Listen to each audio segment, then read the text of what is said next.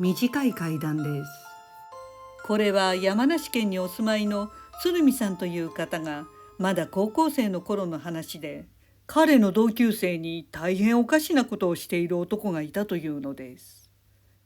その同級生 A 君は下校中の他の学校の女子高生を尾行するというストーカーまがいの遊びをしていたそうです。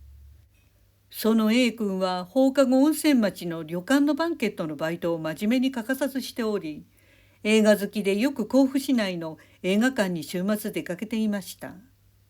鶴見さんも映画が大好きで、たまに A 君とも映画館で出会っていたのですが、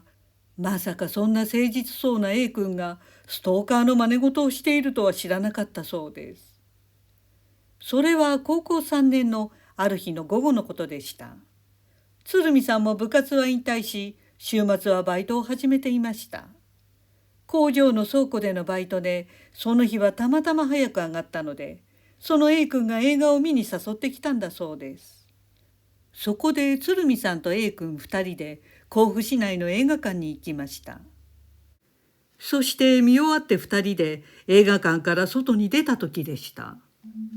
目の前を女子高校生が自転車でさっと通り過ぎ、角を曲がるところでした。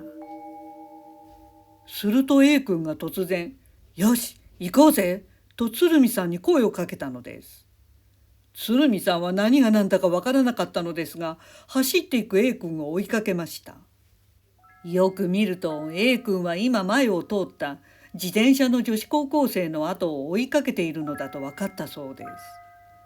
それもある程度の距離を取り、相手に気づかれないように尾行しているのです。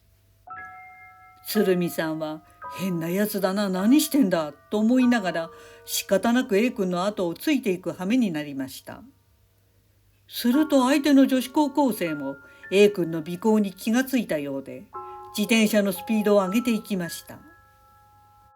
A 君も見失わないように走るスピードを上げて追いかけていきます。するとその女子高生は路地に入っていき、A 君が路地に追いついた時にはすでに消えていました。A 君はしまったと言って見失ってしまったことを悔しがっていたそうです。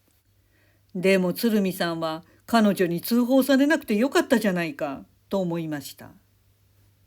その日はそこで別れましたが、数日後また A 君と映画に行くことになりました。鶴見さんはあえてこの間の尾行の件を話題にはしませんでした。すると A 君の方からかなり神妙な面持ちでこんな話をしてきたそうです。あの自転車の女子高生を見失ったちょうど2日後、全く別の場所の路地で自転車に乗るあの同じ女子高生を目撃したというのです。あ、この前の子だ。そう思い A 君は懲りずにその女子高生の自転車を尾行していったそうです。すると女子高生は建物の間のとても狭い路地に入っていったので、A 君はしめしめと思いました。その建物の間の路地の出口となる方、つまり彼女がそのまま進むと出てくるところに、別の路地から先回りしようととっさに考えました。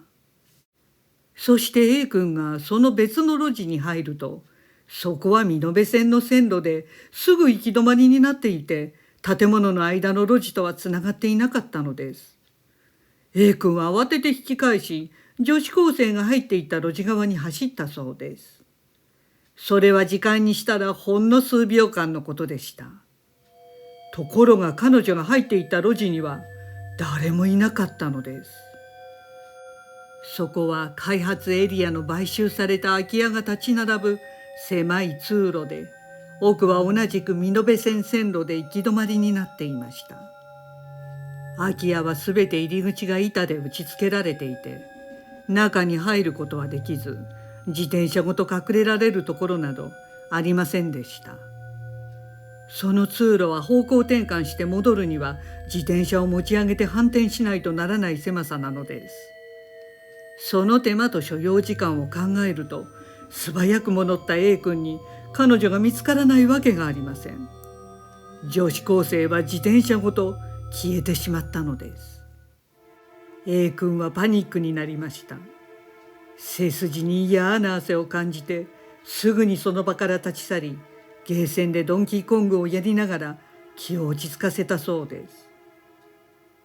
それ以来 A 君は女子高生の尾行をやめたということでした。